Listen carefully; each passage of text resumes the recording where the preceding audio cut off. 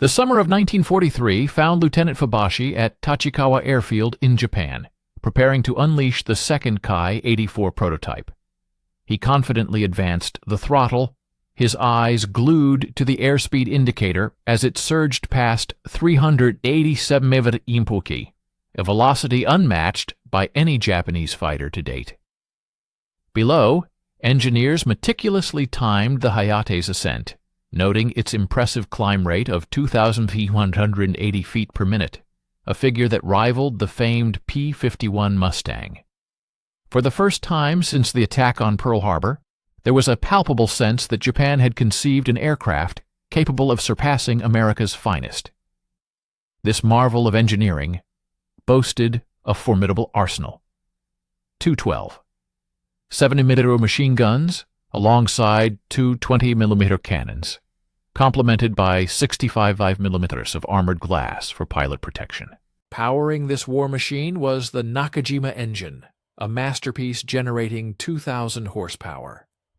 The initial assessments were filled with unbridled optimism, describing the prototypes as virtually flawless.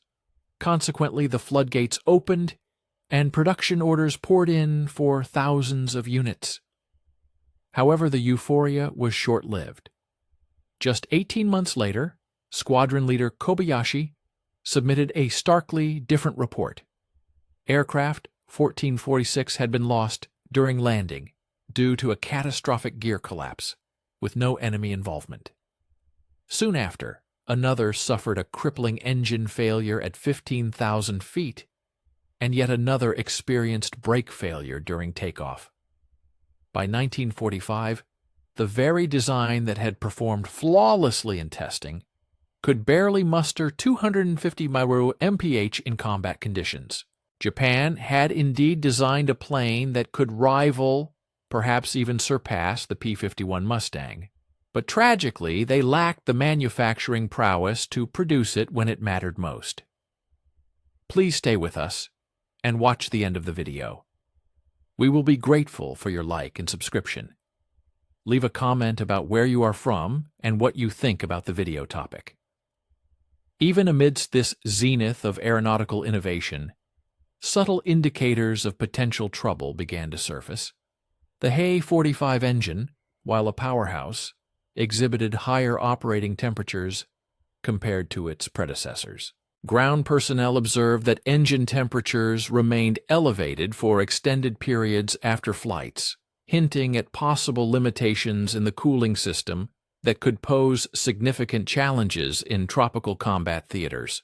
Furthermore, the advanced direct injection system, while enhancing performance, demanded a higher degree of maintenance expertise than the simpler carburetor systems found in most Japanese aircraft. Perhaps the most worrisome aspect was the landing gear assembly. Despite its flawless performance during testing, the mechanism was notably heavier and more complex than earlier designs. The hydraulic actuators, precisely engineered struts, and integrated brake systems presented manufacturing challenges that threatened to strain Japan's industrial capabilities as production volumes increased. Koyama's pursuit of engineering perfection had resulted in a masterpiece, but such masterpieces required equally skilled artisans to bring them to fruition. As the summer of 1943 transitioned into autumn, the Ki-84 program gained momentum toward full-scale production. Test pilots across Japan consistently reported similar findings. The Hayate consistently surpassed existing Japanese fighters while approaching the capabilities of the formidable P-51 Mustang. Intelligence reports from the Pacific indicated that American pilots, emboldened by months of aerial supremacy, were unprepared for a Japanese fighter that could match their speed and exceed their firepower. The promise appeared absolute. Japan had seemingly developed an aircraft capable of defeating the P-51 Mustang. The prototypes had demonstrated it, the test data substantiated it, and the production orders reflected it. However, these promises forged in engineering laboratories were soon to confront the harsh realities of wartime manufacturing. The Hayate's true trial would not occur in the controlled environment of Tachikawa Airfield, but rather amidst the chaotic landscape of mass production under the pressures of an increasingly desperate empire. Squadron leader Kobayashi meticulously adjusted his parachute straps as he approached his Ki-84 on the dusty airfield outside Hangzhou, China, in the oppressive heat of August 1944. The 22nd Sentai had recently received their initial operational Hayates just a fortnight prior, and today marked their inaugural combat mission against the American Army Air Force fighters that had become alarmingly confident over Chinese skies. The morning briefing crackled with anticipation as Japanese pilots were finally poised to pilot aircraft capable of matching the enemy's esteemed Mustangs and Thunderbolts. The initial combat sorties surpassed all expectations. American pilots, accustomed to effortlessly outmaneuvering Japanese interceptors, now found themselves confronting fighters that could not only match their speed, but also unleash devastating cannon fire from unexpected angles.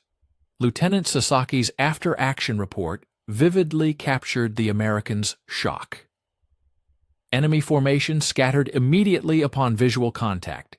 2 P-51s attempted high-speed dive escape, unsuccessful, both destroyed by 20mm cannon fire at 400 mph, which indicated airspeed.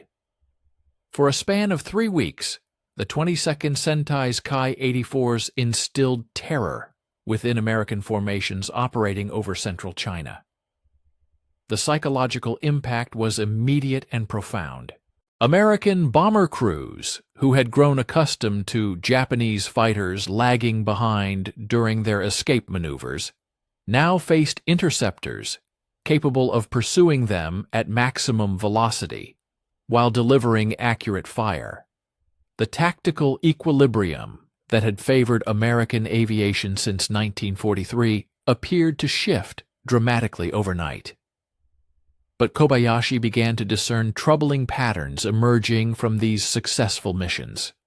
Aircraft 1446 returned from a routine patrol with hydraulic fluid gushing from its landing gear bays. The pilot reported normal flight characteristics, but a subsequent inspection revealed stress fractures in the main gear struts, fractures that were absent during pre-flight checks. Maintenance Chief Watanabe meticulously examined the damaged components with growing apprehension, noting that the steel exhibited a brittle, almost crystalline structure. 3 days later, aircraft 1452 experienced a complete landing gear collapse upon touchdown. Pilot Officer Tanaka emerged unscathed, but the Hayate was deemed a total loss. Its fuselage twisted beyond repair, engine mounts fractured, and propeller blades contorted into useless metal sculptures. The accident report attributed the cause to mechanical failure, but Kobayashi's seasoned eye detected a more insidious issue.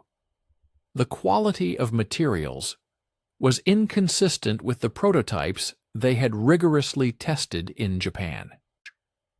Watanabe's meticulous inspection of the collapsed gear revealed the full extent of the problem. The heat treatment of the steel struts was uneven, resulting in areas of extreme hardness adjacent to sections that remained dangerously soft. Under the stresses of combat maneuvers and heavy landings, these inconsistencies acted as fault lines, propagating fractures through critical load-bearing components. "This is not the same steel quality we observed in the early production aircraft," he reported to Kobayashi. "Something has changed in the manufacturing process." The engine problems proved even more concerning. The He-45 Homar, which had performed flawlessly in prototypes, now exhibited wild power variations from aircraft to aircraft.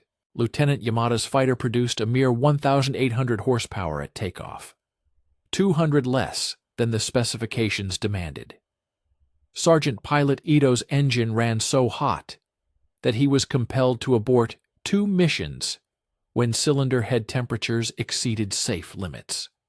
Most alarming was the complete engine failure experienced by Pilot Officer Fujita at 8,000 feet over enemy territory.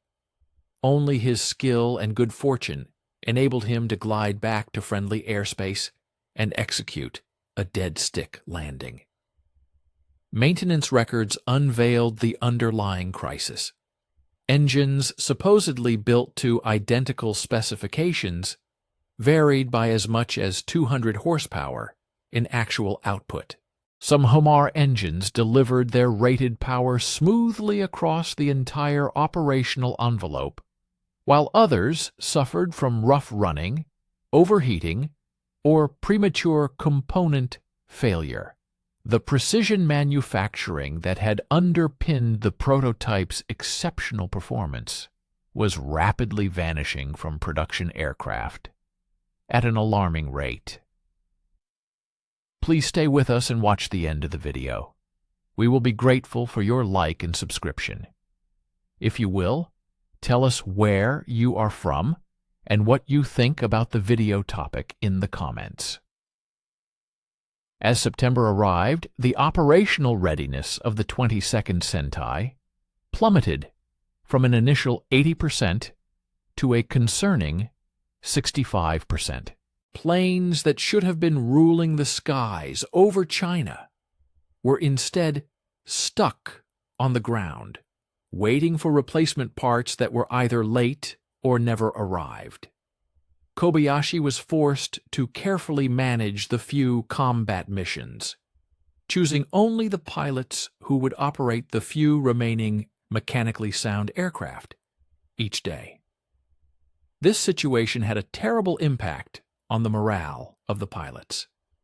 They had undergone extensive training with the understanding that the Ki-84 would bring back Japan's air superiority. They had committed performance data to memory, practiced tactics designed to take advantage of the Hayate's speed, and mentally prepared themselves for air combat with a fighter that could compete with American planes. Instead, they were flying aircraft that could break down at any time, often without warning. Pilot Officer Nakamura expressed his growing frustration in his diary. "Today, my engine failed during a fight with 2 P-40 Warhawks. I should have easily outrun them, but they almost shot me down because my Homar engine couldn't maintain full power above 12,000 feet. The American pilots aren't superior. Their planes simply work as they should." Yeah. Stay with us. The content is getting more interesting. Be sure to watch until the end of the video. We would be grateful for your like and subscription. Write a comment about where you are from and what you think about the video topic. Reports from other Ki-84 squadrons confirmed that the problems faced by the 22nd Sentai were not unique. The 52nd Sentai, stationed in the Philippines, reported similar issues with landing gear failures. The 73rd Sentai in Formosa documented identical engine problems. Factory manager Yamamoto received increasingly urgent requests for technical support, spare parts, and explanations for the declining quality of the aircraft being produced. Intelligence reports obtained from captured American pilots revealed that the enemy was becoming increasingly aware of Japan's manufacturing issues. One downed P-51 pilot told his interrogators, "We were told to watch out for new Japanese fighters with improved performance, but many of the ones we encounter seem to have mechanical problems. Some can barely keep up with our bombers, let alone fight our escorts." The statistics were clear and undeniable. While combat losses to enemy action remained within acceptable limits, The Ki-84's weaponry and protection allowed experienced pilots to fight American fighters on relatively equal terms. However, mechanical failures were causing the loss of nearly 30% of the aircraft without any enemy involvement. Landing gear collapses, engine failures, hydraulic malfunctions, and brake system failures were taking Hi-Tes out of combat more effectively than American guns. Kobayashi's status report to higher headquarters in October painted a bleak picture. The 22nd Sentai currently has only 9 operational aircraft out of an original complement of 18. Losses: 3 due to enemy action, 6 due to mechanical failure. We request immediate technical assistance and priority delivery of replacement aircraft built to the original specifications. The response from Tokyo was both revealing and frightening. Replacement aircraft were being produced as quickly as possible, but quality control standards had been lowered to meet urgent delivery demands. The perfect fighter that Japan had designed to defeat the P-51 Mustang was being destroyed not by American pilots, but by the desperate industrial shortcuts required to build it fast enough for a losing war. The first B-29 superfortresses appeared over Tokyo Bay on November 24, 1944, their silver bodies shining like deadly angels at 30,000 feet. From his office window at the Nakajima factory in Ota, Chief Engineer Koyama watched the formation fly overhead, knowing with certainty that his world was about to change forever. The bombers flew unchallenged, too high for most Japanese interceptors, their mere presence a sign that America's industrial power had finally reached Japan's home islands. Factory manager Yamamoto received the acceleration order 3 days later. Ki-84 production must increase from 40 aircraft per month to 120 by January 1945. The order came without any additional resources, extra steel allocations, or additional skilled workers. It was simply a demand that the impossible be achieved through determination and sacrifice. Yamamoto stared at the production schedule on his desk, performing calculations that confirmed what he already knew from experience. Quality would be the first thing to suffer as a result of this new urgency. The initial B-29 raids targeted aircraft factories with precision. On February 10, 1945, waves of superfortresses flew over the Ota complex at midday. Their bomb bays released hundreds of 500 LAB general-purpose bombs across the Nakajima production facilities. The explosions destroyed assembly lines, precision tooling, and buried months of accumulated parts under tons of twisted metal and concrete. Koyama watched 17 years of engineering excellence disappear in 90 minutes of methodical destruction. 2 weeks later, carrier-based aircraft from Task Force 58 attacked the rebuilt parts of the factory in a coordinated strike that showed America's overwhelming air superiority. Hellcats and Corsairs swept in at low altitude, their .50 caliber machine guns cutting lines of destruction across anything that looked like industrial activity. The raids were so frequent and effective that normal production became impossible. Nakajima was forced to start a dispersal program, scattering Ki-84 manufacturing across many smaller facilities hidden in schools, temples, and underground bunkers.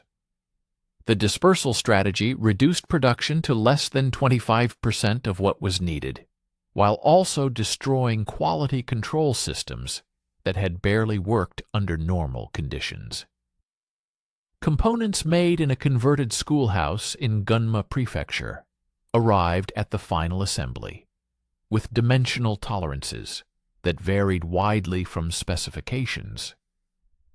Engine parts made in underground workshops lacked the precision machining needed for the He-45 Homar to function properly. Most importantly, the heat treatment facilities needed for proper steel processing were too large and obvious to hide from American reconnaissance aircraft. Yamamoto's daily dispatches meticulously chronicled the accelerating deterioration of Japan's industrial base. The availability of high-grade steel, crucial for aircraft construction, dwindled as Allied bombing campaigns crippled vital transportation arteries and obliterated specialized smelting facilities. The sophisticated alloys essential for crafting robust landing gear struts were substituted with any available metals salvaged from ruined structures and disabled vehicles. The ranks of quality control inspectors, already thinned by combat drafts, were further depleted and replaced by older volunteers lacking the requisite technical expertise to discern substandard components. This decline in quality assurance directly impacted the reliability and safety of the aircraft being produced. The escalating fuel shortage amplified every other challenge exponentially. The HA-45 Homer engine, a marvel of engineering, was originally designed to operate on high-octane aviation gasoline, ensuring smooth and consistent combustion across its intricate 18-cylinder configuration. However, by the early months of 1945, Japanese refineries were only capable of manufacturing low-grade synthetic fuel. This inferior fuel caused the sophisticated engine to run erratically, overheat, and experience premature failures of critical components. The carbureted versions of the engine, hastily introduced as a simplification measure for easier maintenance, proved to be even more problematic than the original direct injection systems when forced to run on the substandard fuel. The consequences were dire, reducing engine lifespan and compromising aircraft performance. Lieutenant Fubashi found himself in the frustrating position of training replacement pilots on aircraft that barely resembled the high-performance fighters he had rigorously tested just a year and a half prior. The Ki-84 prototypes, which had demonstrated impressive speeds of 387 mph under controlled test conditions, were now rolling off factory assembly lines with maximum speeds barely exceeding 250 mph. The power output of the engines became so unpredictable that pilots were unable to reliably forecast their aircraft's performance from one flight to the next, creating a dangerous and unpredictable flying environment. Stay with us and watch the end of the video. We will be grateful for your like and subscription. Leave a comment about where you are from and what you think about the video topic.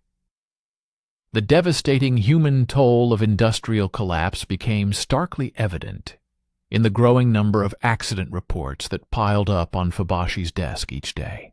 Pilot Officer Sato tragically perished when his landing gear collapsed during a routine training flight, the struts snapping without warning due to inadequate heat treatment during their manufacture. Lieutenant Yoshida miraculously survived a forced landing following a complete engine failure. But the aircraft was irrevocably destroyed when its inadequate braking system failed to halt the powerless fighter before it crashed into a drainage ditch. Most heartbreaking of all was the death of Flight Sergeant Kimura, who was killed in a catastrophic crash caused by a control surface failure. The subsequent investigation revealed that the failure was directly attributable to substandard bolts, crudely manufactured from scrap metal in an improvised basement workshop. Production statistics painted a grim picture of an industrial system on the verge of complete failure. The original Ki-84 specifications had called for the delivery of 3,000 Hayate aircraft by the war's end, a target that quickly became unattainable. By the spring of 1945, fewer than 2,800 aircraft had been completed, and the operational readiness rates for those delivered had plummeted to below 45%. while American intelligence estimates suggested that Japanese fighter production was actually accelerating. These assessments failed to fully account for the drastic degradation in quality, which rendered the newly manufactured aircraft virtually useless for combat operations. The focus on quantity over quality had backfired spectacularly. The relentless submarine blockade imposed around Japan's home islands effectively severed the supply lines for critical components that could not be manufactured domestically. Specialized instruments, precision bearings, and high-quality steel, all essential for aircraft production, required materials or manufacturing techniques that Japan no longer possessed. Consequently, Ki-84 fighters were rolling off the assembly lines, missing vital equipment, or fitted with inferior substitutes, making them a grave danger to their own pilots. The lack of essential components further undermined the already compromised quality of the aircraft.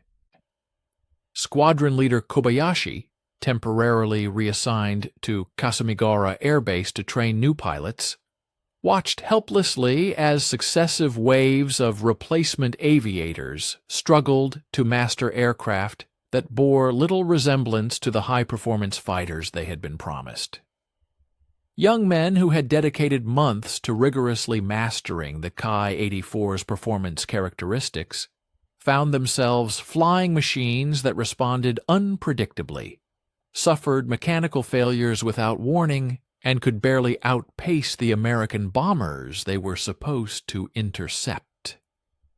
The disparity between promise and reality was demoralizing and dangerous.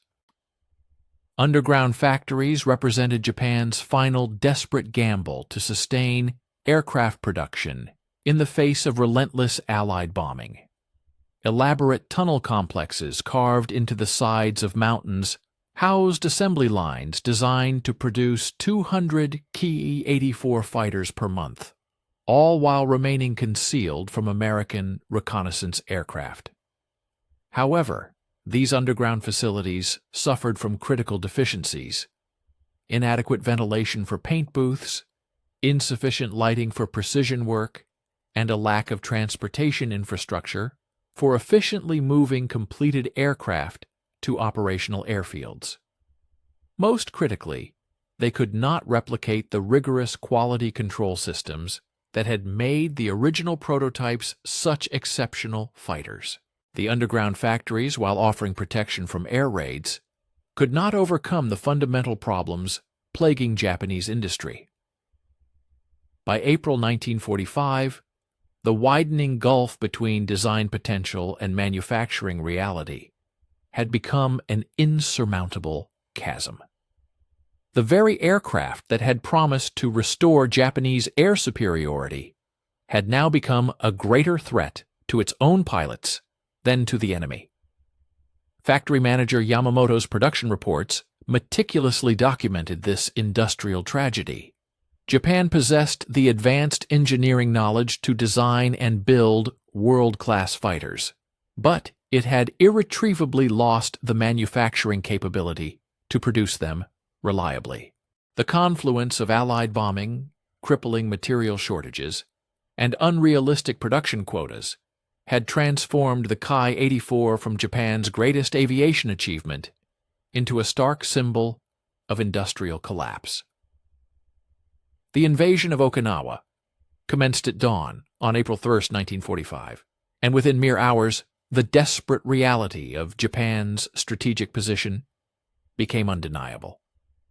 American forces had established a firm foothold just 350 miles from Kyushu, a distance close enough that their fighters could effectively escort bombers to any target within the Japanese home islands.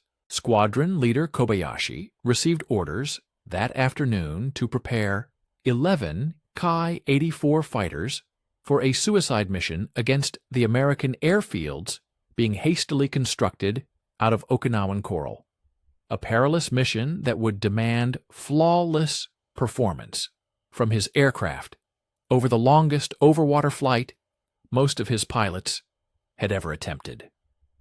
The pre-flight preparations chillingly revealed the full extent of the manufacturing crisis that had consumed Japanese aviation. Aircraft 1463 exhibited hydraulic fluid leaks from multiple system connections, the direct consequence of gaskets manufactured from inferior rubber compounds that simply could not maintain pressure under the stresses of combat. The port landing gear on aircraft 1471 extended only partially during testing, its actuating mechanism binding due to poor quality machining tolerances in the hydraulic cylinders. Most alarmingly, aircraft 1458's HA-45 engine emitted thick black smoke during run-up, indicating internal damage that the maintenance crews lacked the necessary parts to repair. Chief Maintenance Officer Watanabe toiled relentlessly through the night, endeavoring to cobble together a functional fighting force of 11 aircraft from the 18 theoretically assigned to his command. His repairs were less akin to precision maintenance and more reminiscent of desperate battlefield triage, salvaging working parts from grounded planes to create machines barely capable of surviving a single combat sortie. For instance, the fuel pumps extracted from aircraft 1444 were carefully installed in aircraft 1467, while the landing gear struts liberated from aircraft 1455 replaced the fractured assemblies in aircraft 1473. By the dawn of April 14th, Watanabe had grimly assembled what he described as 11 aircraft built from the bones of 18. The mission briefing on April 15th laid bare the sheer impossibility of the task facing Japanese aviation. Intelligence reports starkly revealed that American forces had established 3 fully operational airfields on Okinawa, heavily defended by a formidable array of over 200 fighter aircraft, including the latest high-performance P-51 Mustangs and the rugged P-47 Thunderbolts. Kobayashi's meager force of 11 Ki-84 fighters would be forced to approach at a perilously low altitude to evade radar detection, then execute a rapid climb to attack altitude over the target. Their mission was to deliver their bomb loads against parked aircraft and vital fuel stores, and then attempt to fight their way back to Kyushu through what would inevitably be an overwhelming swarm of enemy fighters. The mission commenced at 5:30 hours, with Kobayashi leading the formation in aircraft 1469, one of the few Hayates that still managed to exhibit performance nearing its original design specifications.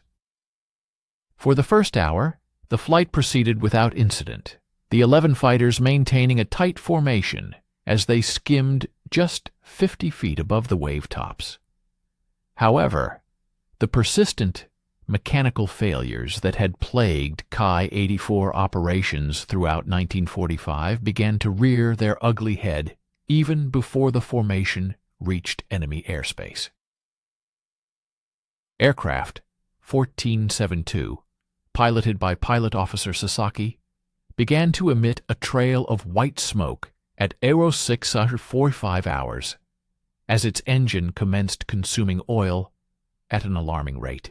Despite Sasaki's desperate attempts to reduce power and lean the fuel mixture, the engine cylinder head temperatures continued to climb relentlessly into the danger zone. A mere 20 minutes later, the engine gave up the ghost completely, its internal components seizing and effectively welding themselves together due to excessive heat and inadequate lubrication. Sasaki was left with no alternative but to attempt a perilous water landing, becoming the first casualty of a mission that had not yet even encountered enemy resistance. Stay with us to watch the end of the video. We will be grateful for your like and subscription. Leave a comment about where you are from and what you think about the video topic. The remaining formation continued its perilous journey toward Okinawa with only 10 aircraft, but a fresh wave of mechanical maladies emerged as the flight progressed. Lieutenant Tanaka reported intermittent and alarming losses of hydraulic pressure in aircraft 1468, rendering his flight controls increasingly heavy and unresponsive, a situation that threatened to make the aircraft virtually unmanageable in combat. Simultaneously, the fuel flow indicator in aircraft 1471 fluctuated wildly, suggesting a potentially catastrophic pump failure or contaminated fuel lines that could starve the engine of fuel at any moment. Most ominously, aircraft 1465 began experiencing a cascade of electrical failures that gradually eliminated radio communication, vital navigation instruments, and crucial engine monitoring systems, effectively blinding and silencing the pilot. As the beleaguered formation approached the Okinawan coast at approximately 07:15 hours, American radar operators detected the low-flying aircraft and immediately vectored interceptors to engage them. The tactical situation deteriorated with frightening rapidity as P-51 Mustangs, taking advantage of their superior altitude, dove to engage the Japanese fighters before they could even reach their intended targets. Kobayashi issued urgent orders for maximum power, initiating a climb to gain the necessary altitude for bombing runs, but a number of his aircraft simply could not respond to the emergency power settings, their engines already strained to their breaking points. Aircraft 1464, flown by Flight Sergeant Watabe, suffered a complete and catastrophic engine failure during the maximum power climb when its engine's connecting rod broke and violently punched through the crankcase. This catastrophic internal damage instantly transformed the engine from a source of power into a significant source of drag, forcing Watabe to attempt a desperate dead-stick landing on the contested island below.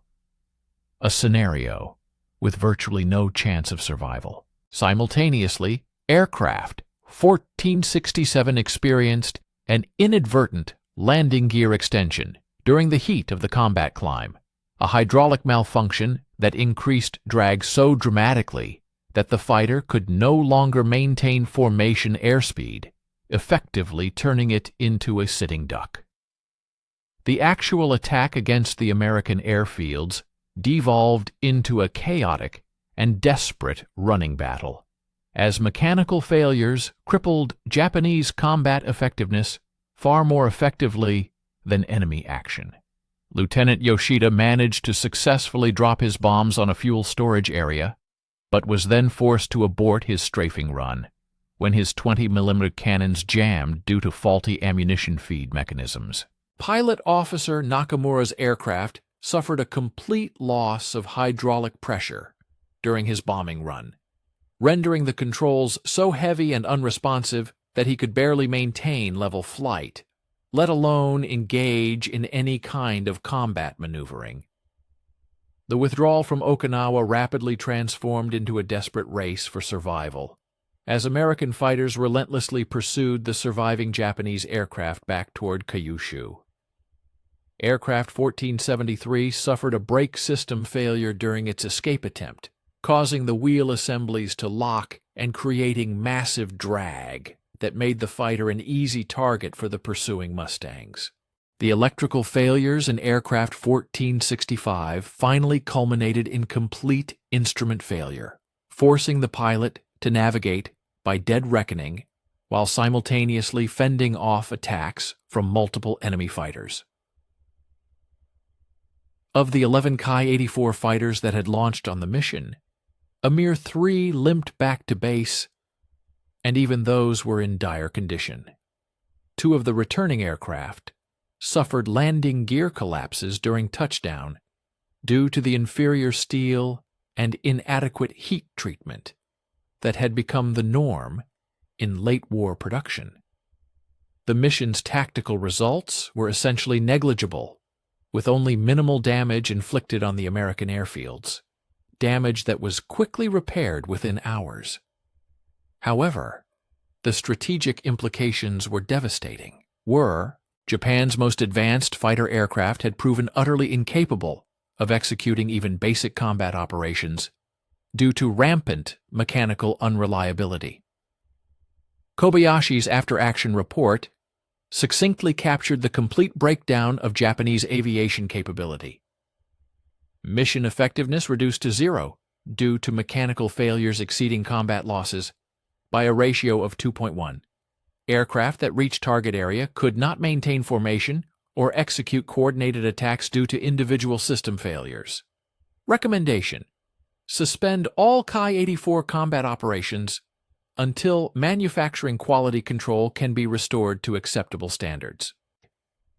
A pilot's final testament, discovered in the wreckage of aircraft 1469, poignantly captured the devastating impact of industrial decline. Today, I took to the skies in what was intended to be Japan's premier fighter.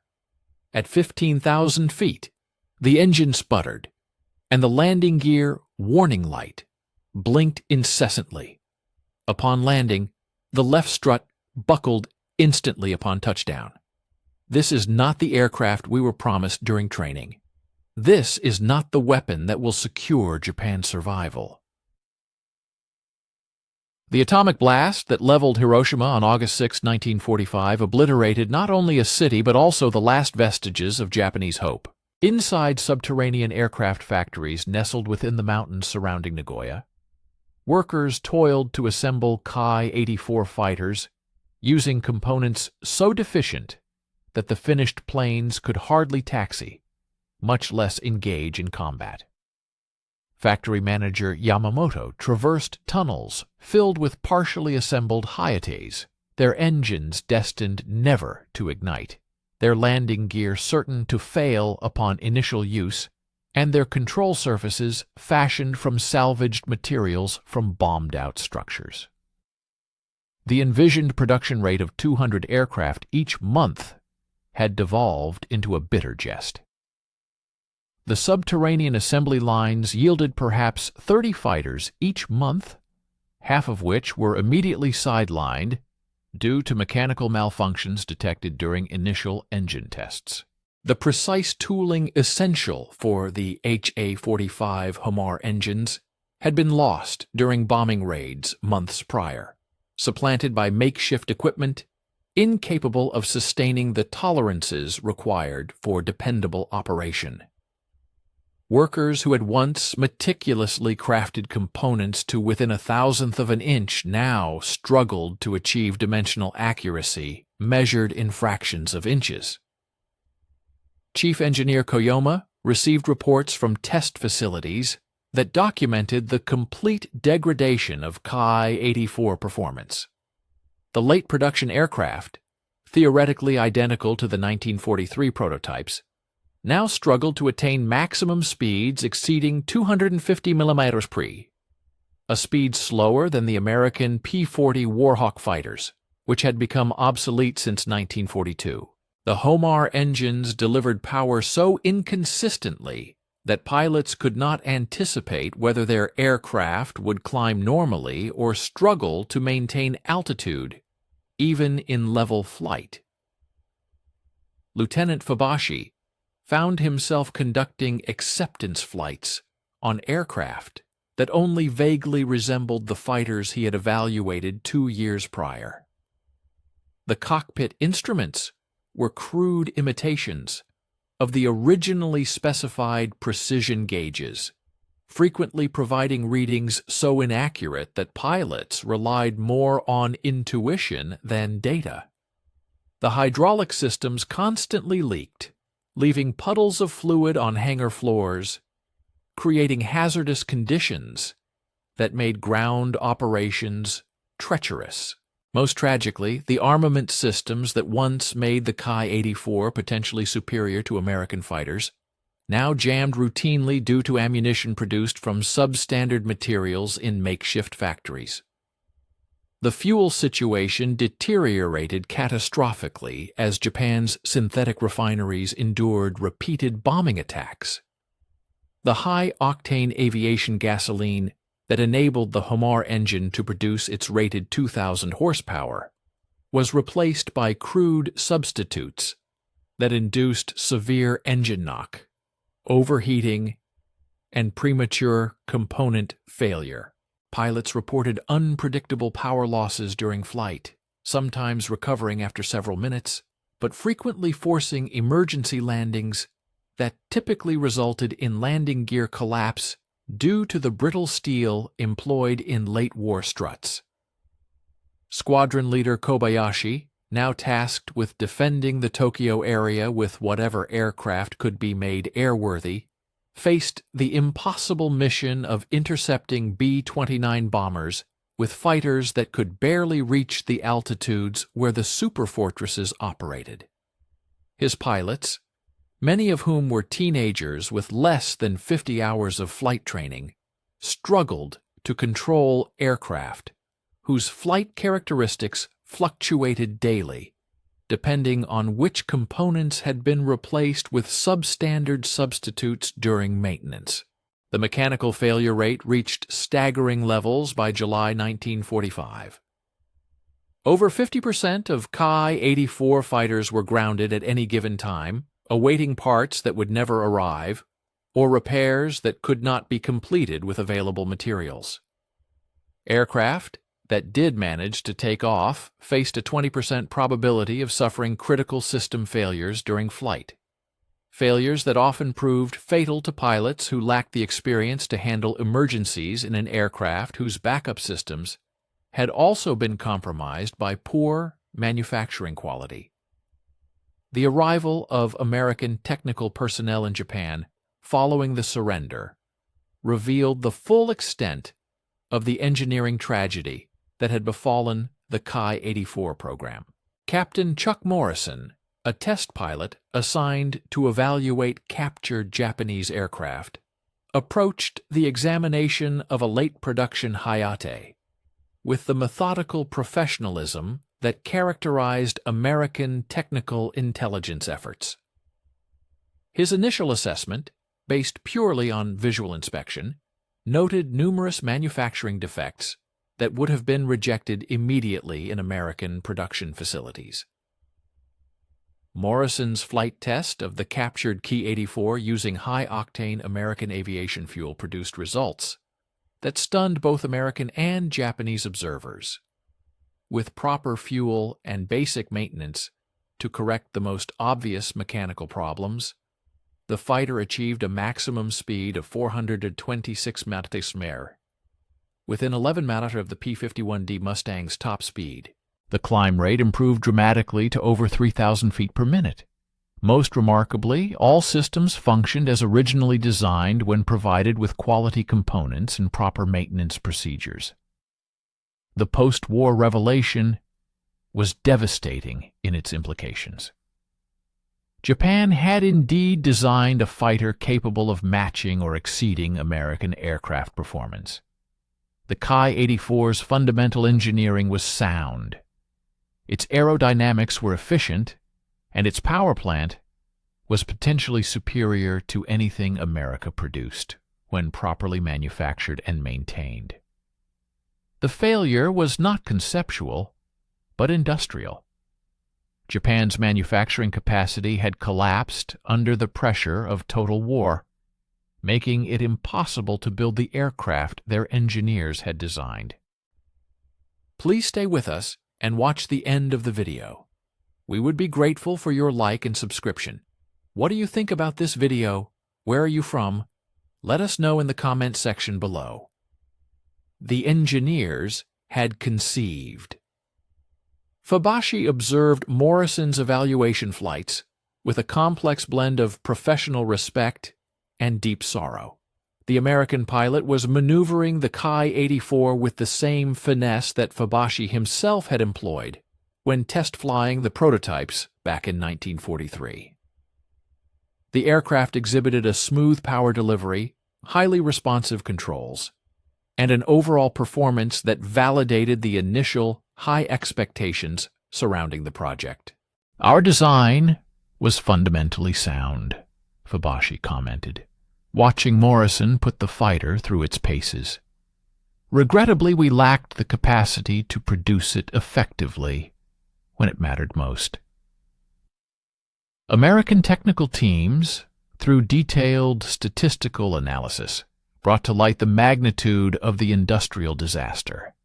Out of the 3,514 Ki-84 fighters manufactured during the war, only a fraction, less than 120, were ever in an acceptable state of operational readiness at any one time.